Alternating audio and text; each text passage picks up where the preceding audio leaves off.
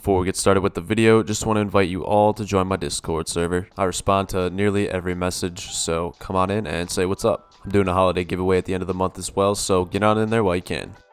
Today I'm going to be showing you 5 different loot room designs that you can use to make your Rust-based design a little bit better. All of the 5 that I'm going to show you have their own pros and cons, so I'll let you decide which ones you like the best. At the end, I'll be showing you how to build them as well, so let's get into it. Alright, I guess we're starting strong with this one, as we got 244 slots of storage space inside this room. This loot room layout by far gets you the most out of your storage space. The only downside is that you have to look through like 18 different boxes if you're looking for a specific item. In loot room number 2, we've got 4 large boxes, 2 furnaces, a barbecue, and 3 small boxes. It comes in at 148 storage slots and 2 furnaces. This loot room's great if you don't want your furnaces to get in the way of you moving through your base.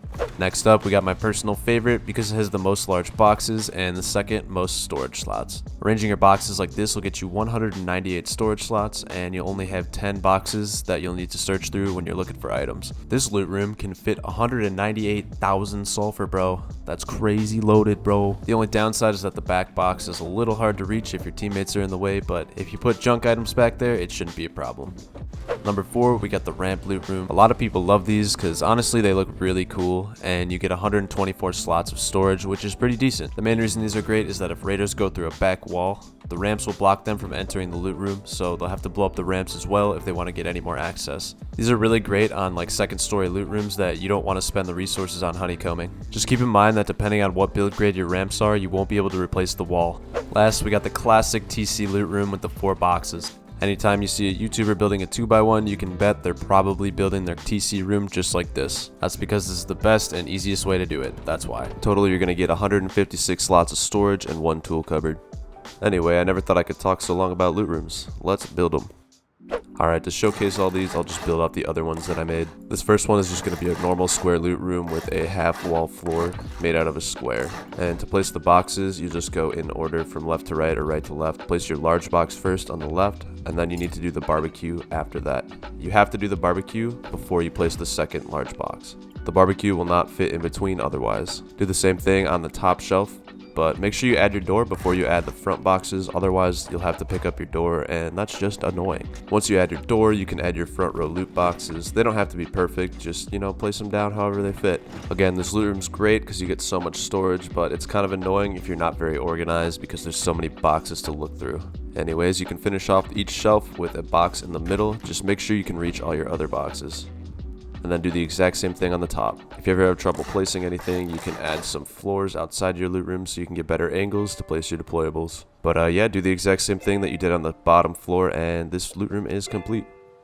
Next up, we got our furnace loot room. Slap a door on that bad boy. We'll start the design by doing basically the first floor of the last loot room, but we won't put any boxes in front because those will be where the furnaces go. If you don't want to bother with the barbecue, that's fine. It's only an extra 12 slots of storage anyway, but it's nice to have more. To get the triangle shelf to come from the back, you can go outside of your base, place down a triangle foundation and a half wall, then place another triangle floor, and you'll see that there's blue sticking through the wall, which means you can place it through the wall. Now that you have your shelf put in, you can place down your furnaces. Just make sure you tuck them into the corners so you'll be able to fit a small box in the middle. Having furnaces in your loot rooms is really great in any Rust-based design.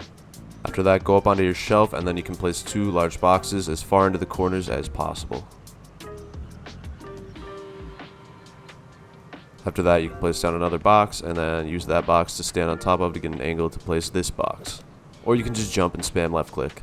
Either way, this loot room is done. This next one is still just a plain square loot room with a basic square shelf. Slap a door on that bad boy to avoid any annoying, box movement later on. And then we can start placing our boxes like this. Go into one of the corners of your loot rooms, and then place your box long ways like this. Make sure it's all the way into the corner so you can fit the other boxes inside. To get the other one into the corner, you could just look towards the corner and just kind of wiggle it in, or if you're really good, it'll be blue the whole time. These loot rooms are really efficient for storage in any Rust-based design. And then once you get that bad boy placed down, make sure you place another large box right here, just as far to the left as you can possibly get it. Do the exact same thing on the top shelf, and then you can finish off your loot rooms with 2 small boxes, and you can tuck them in just like that. Make sure you can reach the boxes in the back, and then after that, this loot room is complete. Next up, we got the popular ramp loot rooms. Just put a half-height square shelf in there, and then you can add some ramps. Placement of these is a little wonky, especially on foundations for some reason, so you'll have to walk to like the left or right. It's kind of weird. And then make sure you place one on the top shelf as well, and you can start placing your boxes. Place down your large boxes as far to the left as possible, and then place down your small boxes. Using these loot rooms can really buff your Rust base design. After that, do the exact same thing on the top shelf and this loot room is complete. Last but not least, we've got this classic TC loot room. Place your TC long ways in the back left corner, and then you can place 2 boxes as I do here. I like to start long ways with this one, and you can place it as flat against the wall as possible and as close to the TC as possible. After that, you can place another box as far into the back corner as possible as well. My first try was not in the back enough, so we have to do it again. After that, we can do the triangle through the wall trick that we did in the second loot room. Look through the wall, and if you're seeing blue, then you can place a triangle. After that, you can go back inside and place 2 boxes on the top shelf just like you did on the bottom. Again, make sure the second one is all the way into the corner as well, as far as you can get it. Next, we'll place a box on the second shelf. You can place another box to get some elevation to place her down.